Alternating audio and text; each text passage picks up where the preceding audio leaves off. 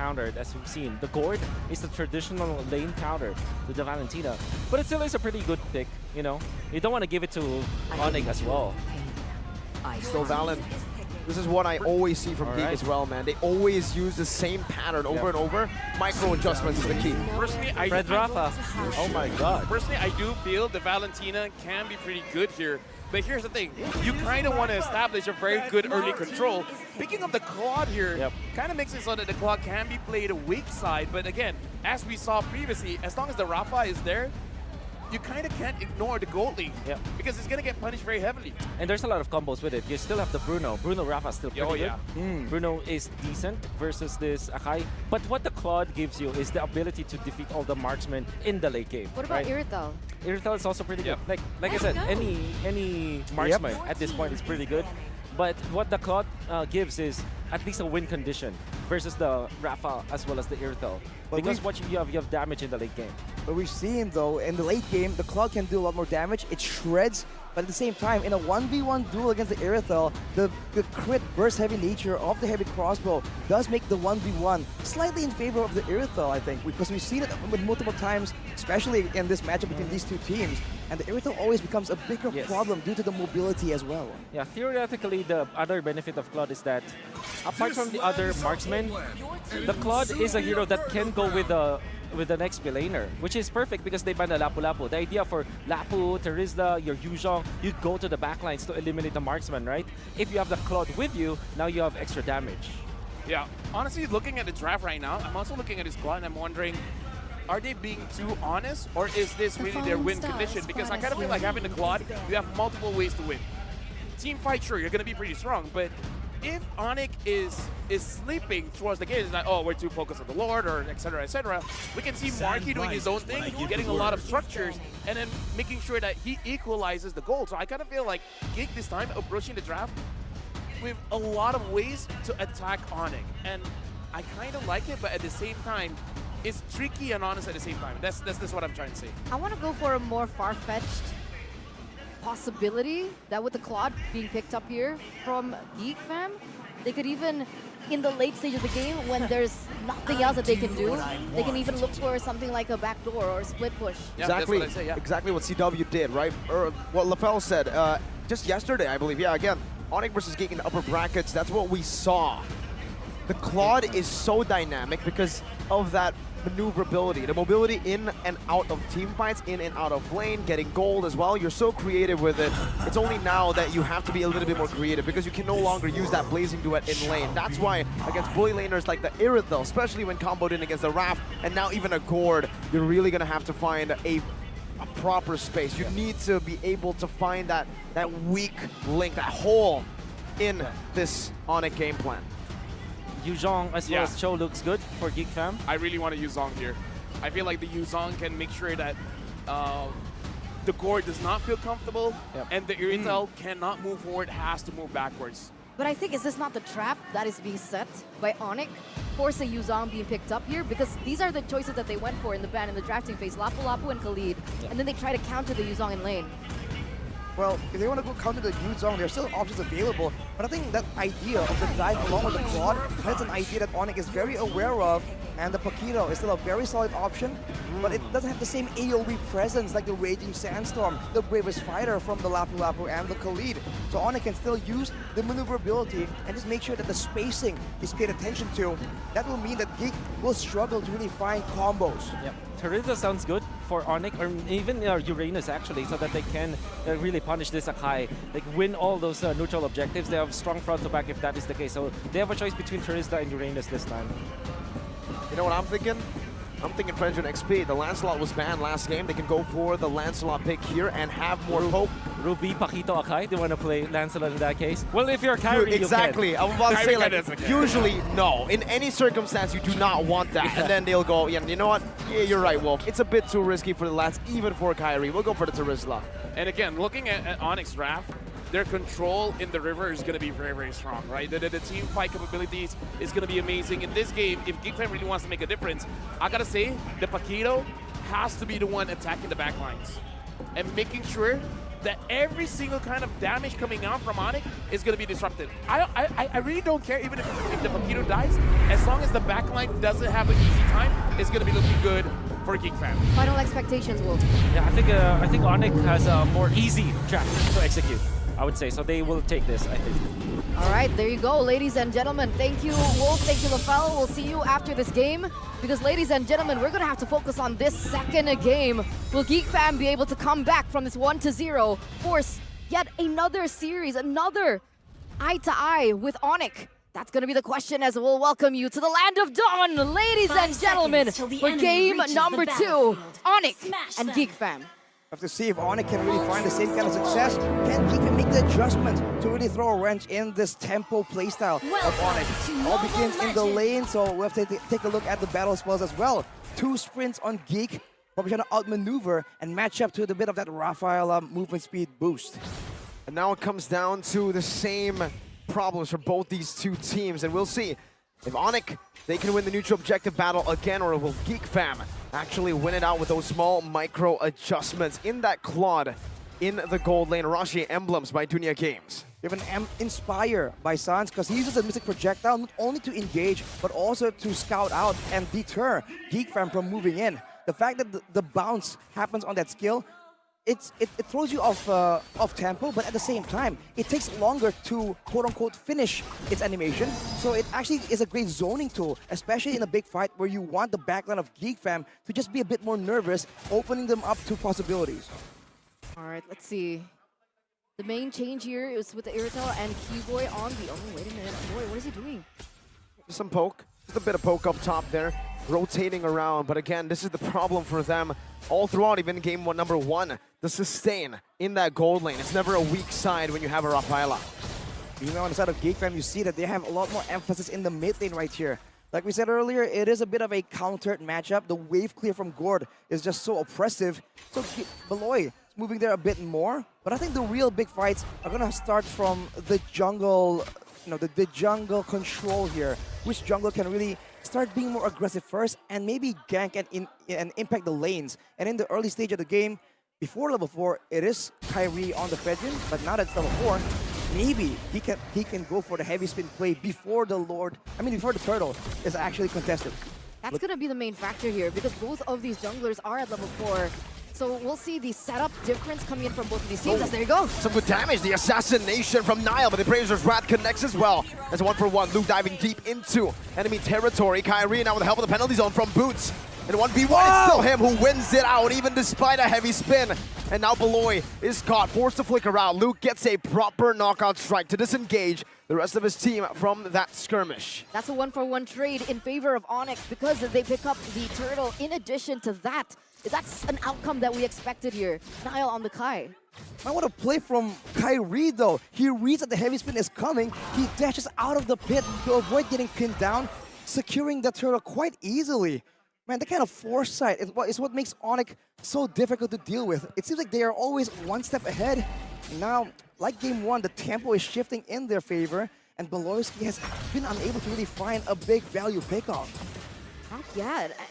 It's tough, right? Because in the gold lane, it feels like Onic has a little bit more to say. Beloyski misses that chance to go in. And then it feels like in the EXP lane, it looks like Onic, Boots is having a fun time as well, and in the jungle, it looks like Kyrie's winning it all out. Niall, though, already invading here with the help of Luke.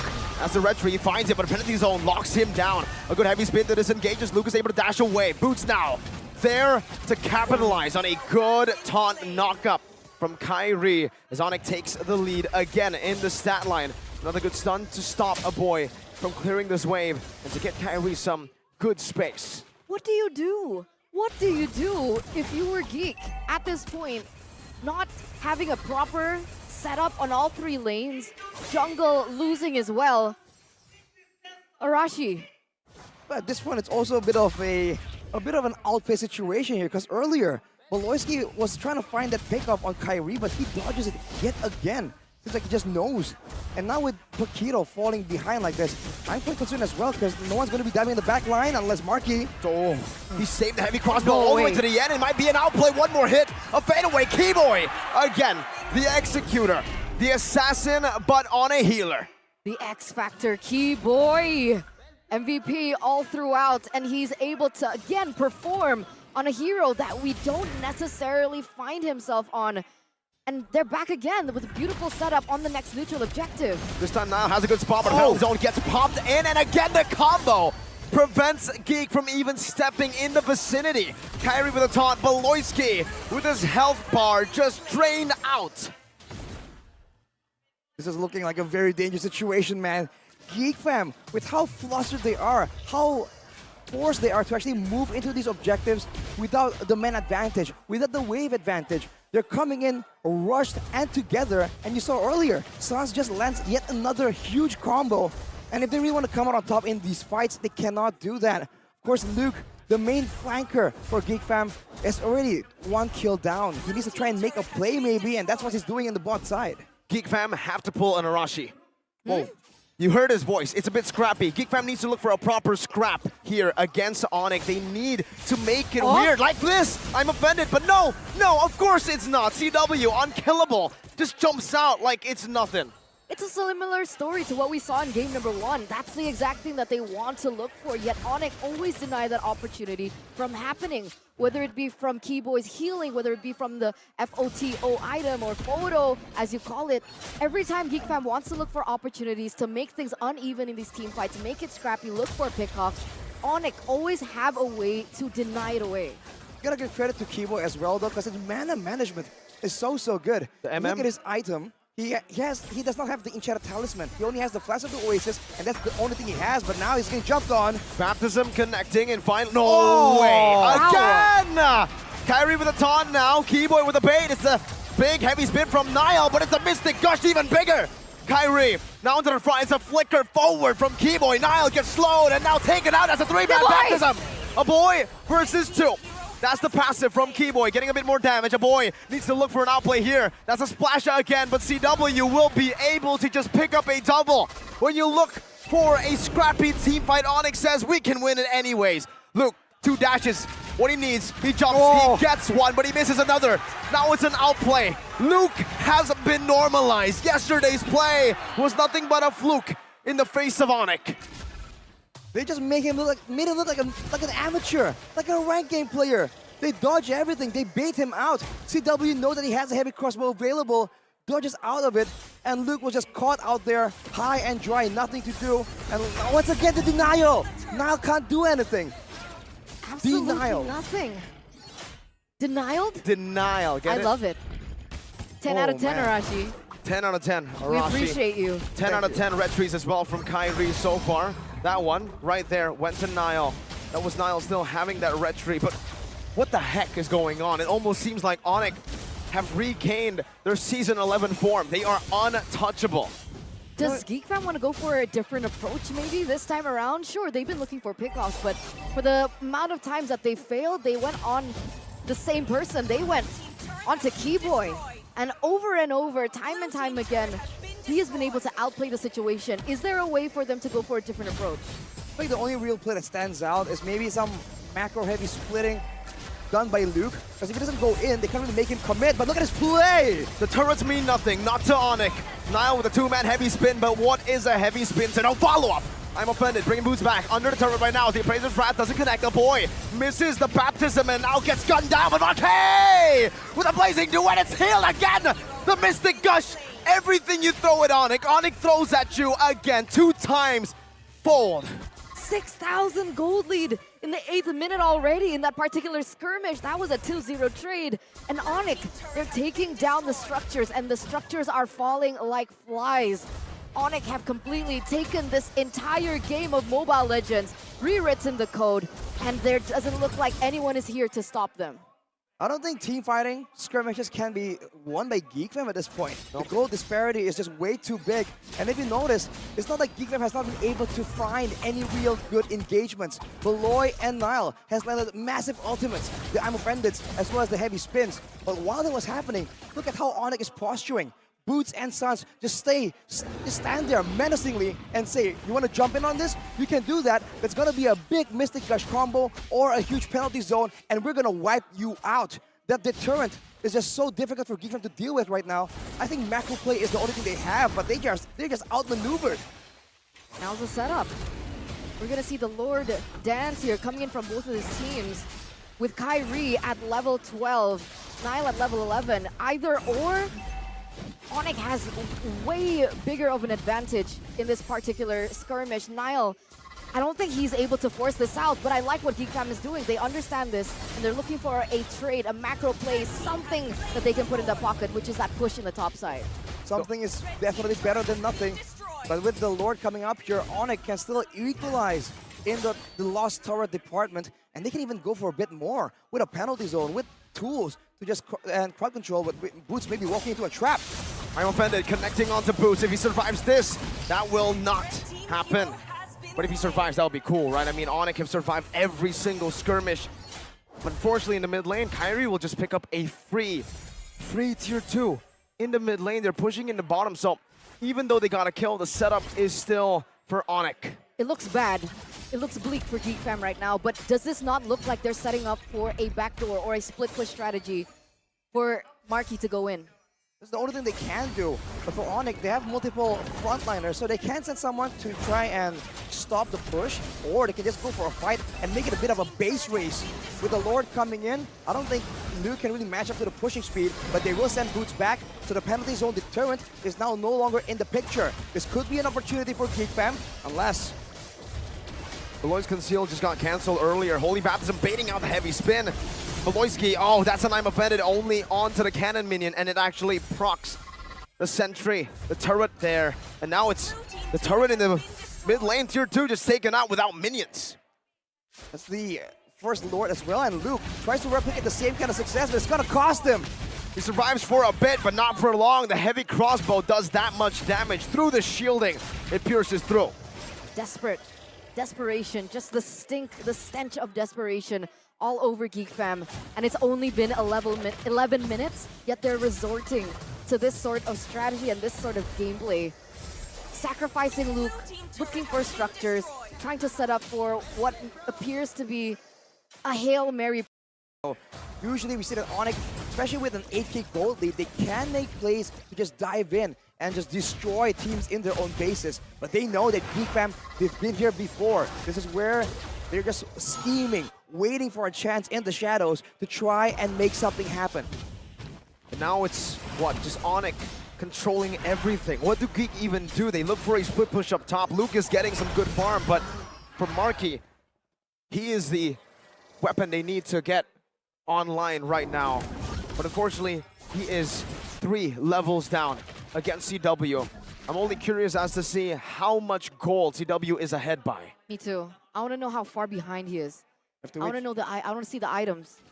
I guess we have to see and wait for the gold chart by UBS Gold. If it does show up, now with the Lord spawning, see the movements from Onic here, putting 3 on top this time, attempting to just try and cut the wave, maybe deny the push before it even begins. They're rotating now. I think Luke is gonna go for broke.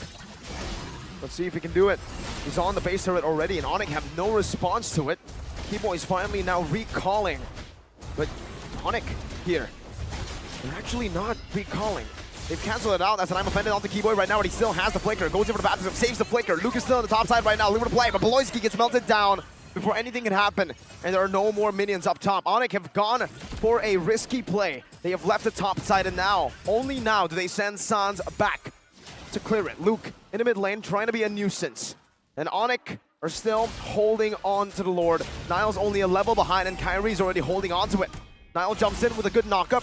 Sans has cleared up top lane. Kyrie jumps to the taunt and a penalty zone from Boots. It's CW going godlike as Marky jumps into the lazy duet. Now Luke onto CW. Should be able to take him down. A good shutdown, but Niall now running away. A flicker forward from Sans as Niall should fall.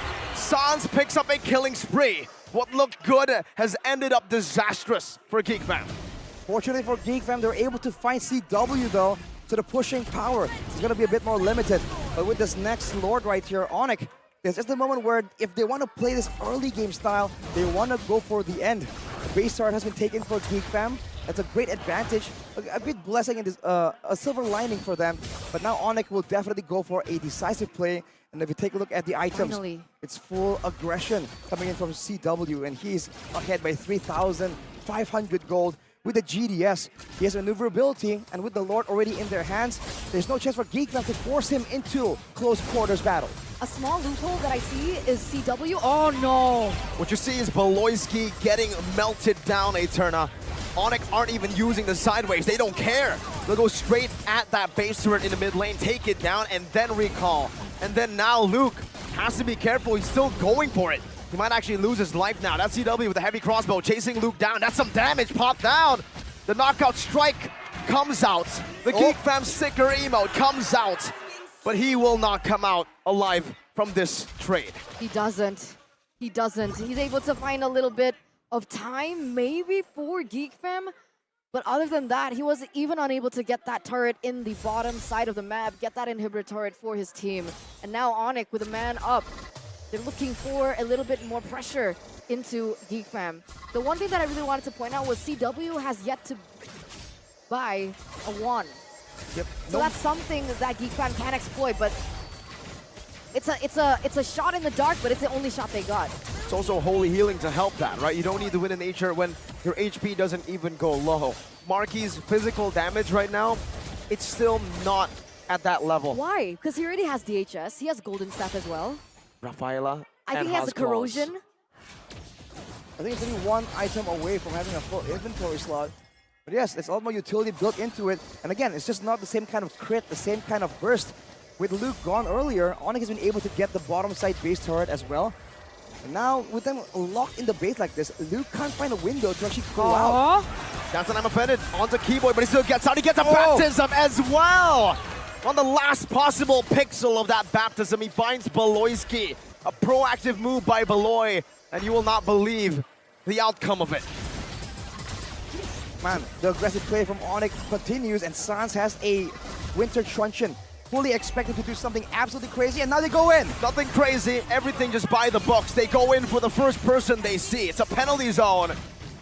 That will be utilized to melt a boy down. 2 members down. Nile jumps in with a heavy spin. That's Marky with a blazing duet to the back line, but it doesn't melt anyone down. The holy healing provides enough sustain. Sans doesn't even go for the kill. He just recalls in the face of danger, in the face of the Marquee. The solution in this game has to run past his base, across, and make a big lap before Beloy now respawns in. That's a baptism not connecting. Luke, knockout strike, but one more shot should deal with him here. They're chasing for him. Luke is buying a lot of time. Onic with a 9,000 gold lead. Now a holy healing. Luke, can he make a miracle play to defend? Sans, that's a stun, not connecting, but the burn does connect. That's a slow. Luke, still magical, as always. But magic will only get you so far against Onic. He bought a lot of time, but even despite all that, it's still Onic with a better setup on the next neutral objective. And ladies and gentlemen, 18 minutes of this game, a 10k gold lead for Onic. And this is going to be yet another free lord for Onic. What is Geek Fam planning here? A boy posturing in that area? What is he looking for? I don't think they're planning too far ahead, man. They're grasping at straws here. Anything that can keep them in the game. That play from Luke bought them some time, but with the Lord coming back in, if Onic makes this a 3-wave push, I'm not sure if Geek Fam can withstand the Lord, clear it in time, while taking the damage coming in from Onic. Because especially for Sans, if he puts the zone down, the Mystic Field down, there's damage coming out constantly without him required to be in the vicinity for any kind of strike back. They're trying though. Arashi Miracle, they're trying. His flank. Beloyski a boy, they're going for a flank. This is a big gameplay. Beloyski with I'm offended. CW able to dash away right now with a Purify as well. He gets out. He buys the immortality. While in the midst, that's a Mystic Gush with an off angle from a boy. They bought enough time for the lore right now. They're crashing in, but Boots, this penalty zone's in. That's a Mystic Gush getting rid of Beloyski's HP bar. Even in the front, it's going to be Luke, the frontliner. The guy who can distract. Melted down. A killing spree for Taewen. Now it's a blazing duet only connecting onto Kyrie, who's going to be there, who just takes it in with a taunt, with a baptism. Marky will be taken out, and Onic will secure another dominant game. 2-0, ladies and gentlemen. The Sky Kings, they are angry. They are looking fierce. They are looking solid. They are looking unstoppable.